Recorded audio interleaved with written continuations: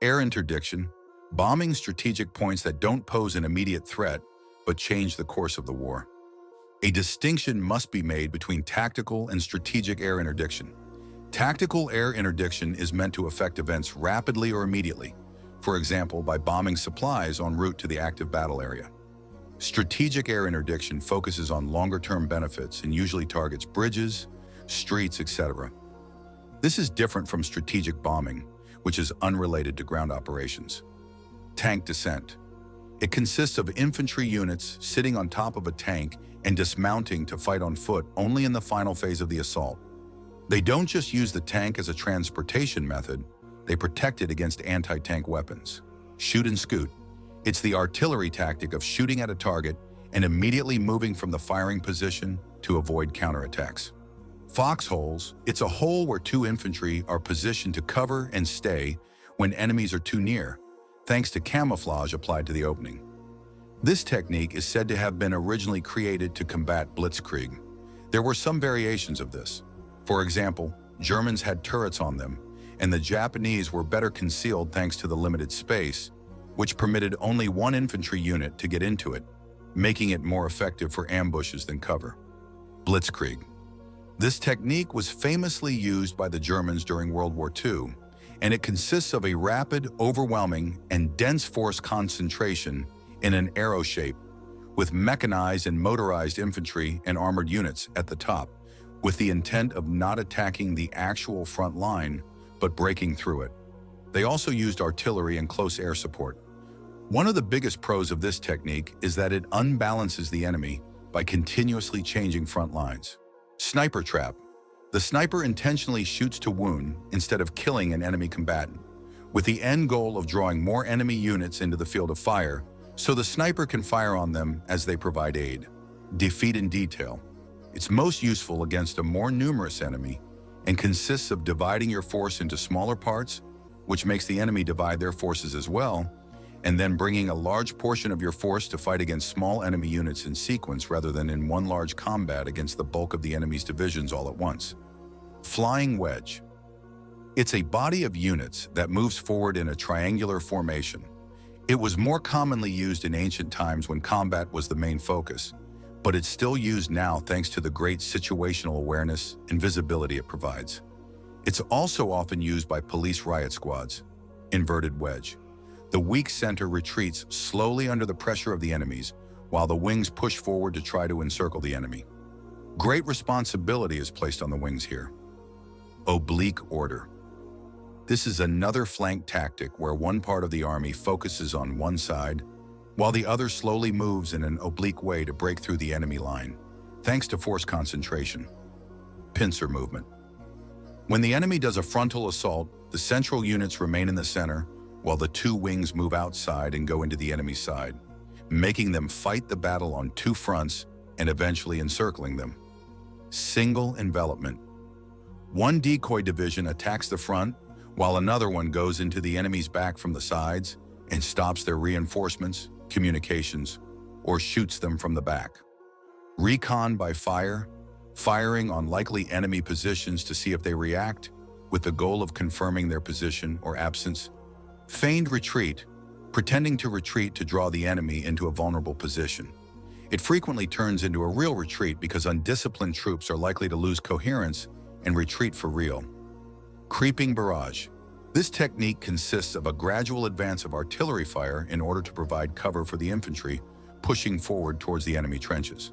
It's better than using artillery directly on trenches since, most of the time, they were resistant to it. Defenders could easily be replaced and barbed wires were left unharmed. However, it's pretty dangerous, as it needs coordination between infantry and artillery to avoid explosions too close to the infantry. Salvo. This technique's goal is to surprise the enemy and defeat them as quickly as possible to avoid their response. It's done by shooting the first shot with every cannon at the same time, and it's particularly good in water combat between ships because it also helps with setting the firing range, since multiple splashes are more visible than a single one. It was mostly practiced during World War I and World War II, as cruise missiles are now more commonly used. Bounding Overwatch. It's an alternating movement tactic that helps units go forward when they are under fire. This splits the team into two parts, one that provides overwatch and one that maneuvers. When the moving part of the team gets to its destination, they stop and start using suppressive fire to cover the other part, which starts moving, and so on. Center peel. It's a retreat technique used in modern-day infantry, often when small groups of infantry need to get away from a bigger enemy force. It's kind of similar to the bounding Overwatch technique. Siege. Surrounding an enemy city or fortress in order to block its supplies and escape routes, trapping enemy troops with the goal of forcing them to surrender because of low supplies or attacking them with a well-prepared assault. When the soldiers build a line of fortifications around a besieged city, it's called a contravallation. When they build a second line of fortifications facing away from the enemy's fort to protect themselves from the fort's allies, it's called a circumvallation. Swarming. This tactic is used to overwhelm a main target's defenses by attacking with multiple autonomous units. It's mainly used in asymmetric warfare, where one side has much less capacity or size, and it confuses the enemy thanks to irregular attacks, which usually happen from multiple positions. Crossing the T, a line of warships crosses in front of a line of enemy ships. This makes every horizontal warship able to shoot the vertical ships with every gun, while the vertical ships can only attack with their front guns. Scorched Earth. It involves retreating and destroying anything that the enemy might need, like food sources and transportation. It was famously used by the Soviet Union against Germany in the Second World War, supported by the size of Soviet Union territory and the freezing cold winter. Marching fire. It's a form of suppressive fire where a group of walking infantry units keeps firing to make the enemy hide behind cover, often with the final goal of getting closer to them and engaging in close combat. Mouse-holing. Open streets are very risky for infantry units since they sometimes don't provide sufficient cover, so they blast through walls to get into nearby rooms or buildings. Hull-down position. The tank would have to get on the back slope of a hill or use covers to expose as little of it as possible. This would make it possible for the barrel to be the only part visible to the enemy. It is still used in modern times, but it does have some cons. This technique is not fit for every terrain type, especially plains. The tanks have to have a great enough negative elevation, and they have to remain in the same position to not expose themselves. If the tank wants to go from defense to attack, it would be in a bad position, as it would be looking upwards and exposing its underpart, which is usually the most vulnerable part. Air Assault. Using aircraft such as helicopters to get infantry behind the enemy lines and attack them from behind. It's the new vertical version of the other envelopment tactics. Skirmishing.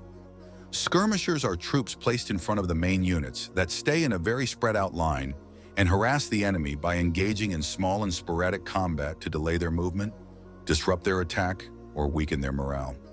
Ambush. It's a surprise attack made by hidden units that wait for favorable positions or conditions to start attacking. Trench raiding. Mainly used in World War I, it consisted of making small-scale nighttime surprise attacks on enemy trenches. They usually crept up slowly on the sentries guarding a small sector of the trench line, killed them as quietly as possible, and threw grenades into the dugouts where the enemies would sleep. This was also used to capture or disable high-value equipment, gather intelligence by seizing documents, etc. The returning raiders risked friendly fire, so they usually had a password system to identify themselves. Defense in depth. This strategy seeks to delay rather than prevent the advance of an attacker, relying on the tendency of an attack to lose momentum over a period of time, or as it covers a larger area. Once the attacker is forced to spread out to cover a larger area, the defenders can counterattack, having to fight against smaller separated units.